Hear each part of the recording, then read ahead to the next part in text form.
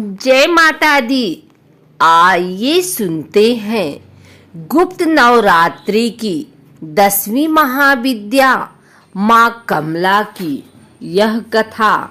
गुप्त नवरात्रि की 10वीं महाशक्ति और महाविद्या देवी कमला यानी लक्ष्मी जी हैं। संपन्नता, खुशहाली, वैभव, सौभाग्य, धन, यश की प्रतीक देवी कमला 10वें स्थान पर हैं। वह परम सौभाग्य प्रदात्री हैं। जो जातक उनकी आराधना करता है वह उनका घर धन और धान्य से परिपूर्ण कर देती हैं। नवरात्रि की तरह गुप्त नवरात्रि का समापन भी श्री कमला की आराधना से होता है। कमल के पुष्प पर विराजमान देवी कमला का संबंध कमल से है। कमल पर पुष्प पर आसीन होने के कारण ही उनका नाम कमला पड़ा। देवी को कमल पुष्प प्रिय है। कमल कीचड़ और दलदल में खिलता है, यानी नकारात्मक परिवेश होने पर भी सकारात्मकता के पुष्प खिल सकते हैं। स्वच्छता और पवित्रता देवी भगवती को प्रिय है। उनका अलग से श्रीकूल है। उनको प्रकाश प्रिय है। अंधेरे से नफरत है। वह नारायणी है। भगवान विष्णु के साथ गमन करती हैं। वह प्रसन्न होती हैं, जो तिजोरी भर देती हैं, लेकिन यदि अप्रसन्न होती हैं तो अपनी बहन अलक्ष्मी के साथ वह रंक भी बना देती हैं।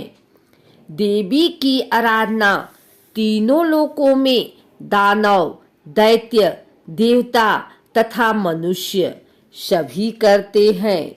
देवी आदिकाल से ही त्रिभुवन के समस्त प्राणियों द्वारा पूजित है। देवी की कृपा के बिना निर्धनता, दुर्भाग्य, रोग इत्यादि होते हैं। स्वरूप से देवी कमला अत्यंत ही दिव्य तथा मनोहर एवं सुंदर हैं।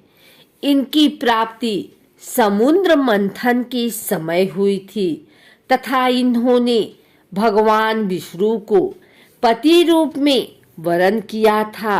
देवी कमला तांत्रिक लक्ष्मी के नाम से भी जानी जाती हैं। श्री विद्या महात्रिपुर सुंदरी की आराधना कर देवी श्रीपद से युक्त हुई तथा महालक्ष्मी नाम से विख्यात भी। देवी कमला चतुर्भुजी हैं। उनका प्रादुर्भाव की कथा समुद्र मंथन से जुड़ती है। समुद्र मंथन के समय देवी भगवती अमृत कलश लेकर निकली।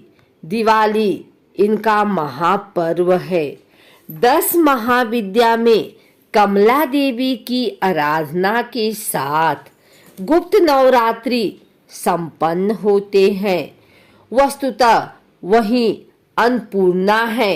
सौभाग्य और सौंदर्य की उपमा उनसे ही दी जाती है। कमला का अर्थ कमल के पुष्प से है। माँ सती का यह रूप कमल के आसन पर विराजमान है। साथ ही माता रानी जिस सरोवर में हैं, वहाँ भी चारों ओर कमल के पुष्प हैं। माता रानी ने हाथों में भी कमल के पुष्प ही पकड़े हुए हैं, जिस कारण उनका नाम कमला देवी पड़ा। माता कमला का स्वरूप मन को मोह लेने वाला व शांति प्रदान करने वाला है। माता का वर्ण सुनहरे रंग का है, जिसमें से तेज निकल रहा है। उन्होंने लाल रंग के वस्त्र पहने हुए हैं और कई तरह के सोने के आभूषणों से सुसज्जित हैं। माता ने मुकुट पहना हुआ है तथा उनके केस खुले हुए हैं। भगवान शिव की भांति उनके भी 3 नेत्र हैं तथा वे एक सरोवर में कमल के पुष्प पर विराजमान हैं। माता जिस सरोवर में हैं वहां उनके पास कई कमल के पुष्प लगे हुए हैं। माता रानी के 4 हाथ हैं जिसमें से 2 में उन्होंने कमल के पुष्प ही पकड़े हुए हैं तथा अन्य 2 हाथ वर मुद्रा में हैं। माता रानी के दोनों ओर 4 हाथी हैं जो जल से उनका अभिषेक कर रहे हैं।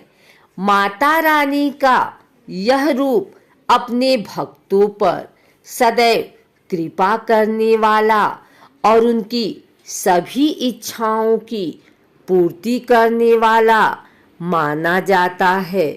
जैसा कि हमने ऊपर बताया कि माँ लक्ष्मी की साधना करने से जो लाभ भक्तों को मिलते हैं वही लाभ माँ कमला की पूजा करने से भी मिलते हैं, क्योंकि देवी कमला को माँ लक्ष्मी का ही रूप माना जाता है।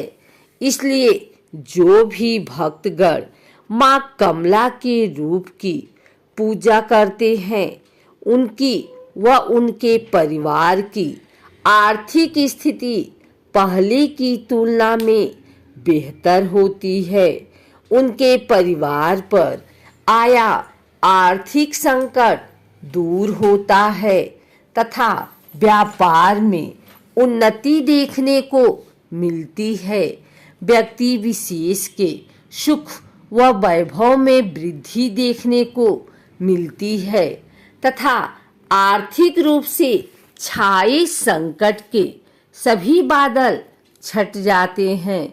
कमला देवी महाविद्या की पूजा मुख्य रूप से गुप्त नवरात्रों में की जाती है।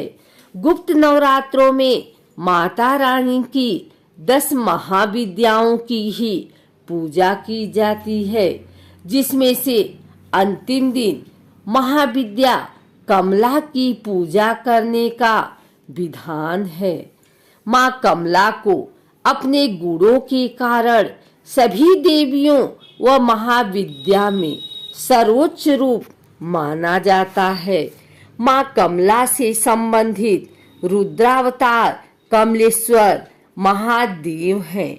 माँ कमला को लक्ष्मी के समान प्रकाश पसंद है तथा वे अंधेरे से दूर रहती हैं। देवी कमला को एक तरह से तांत्रिक लक्ष्मी भी कहा जाता है, क्योंकि लक्ष्मी के इस रूप की पूजा मुख्य रूप से तांत्रिकों के द्वारा की जाती है। अगर आपको हमारी वीडियो अच्छी लगी हो तो इसे लाइक करें, कमेंट करें, शेयर करें और हमारे चैनल भक्ति गाथा को सब्सक्राइब करके बेल नोटिफिकेशन ऑल पर सेट कर लें, ताकि आने वाली वीडियो सबसे पहले आप तक पहुंच सके। धन्यवाद।